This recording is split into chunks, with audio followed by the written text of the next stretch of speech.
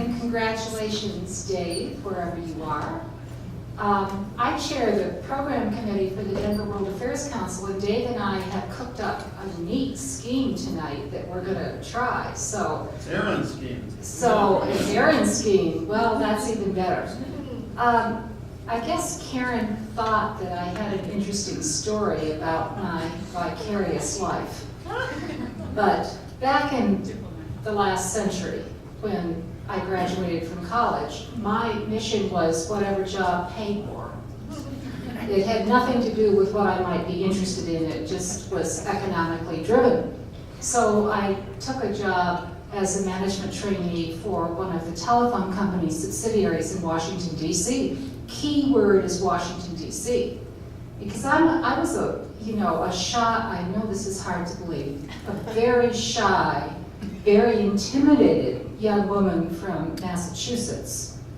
And I was now in a big city, and furthermore, I worked 3 to midnight, supervising telephone operators. This was my training. It was called sink or swim.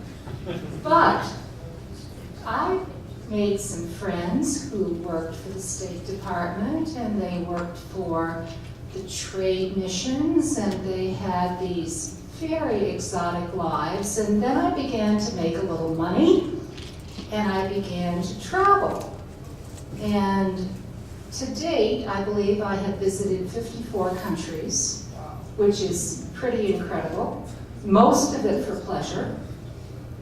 And I began to like to go to places that were off the beaten track and that were just opening up, like China in 1978, and Romania and Bulgaria, and I began to have these interesting conversations with people because now I realized that I really could talk to them. I didn't just have to stay with a tour group.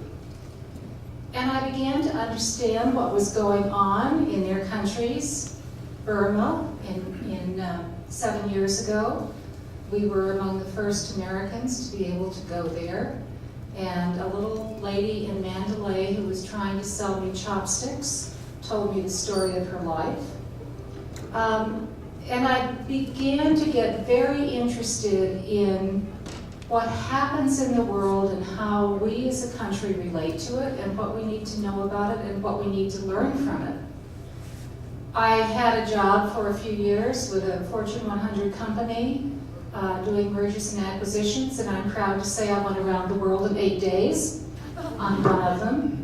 And that really taught me about the need for us to understand the cultures that we're visiting and that we're dealing with, as opposed to just some textbook, picture book image about what it must be.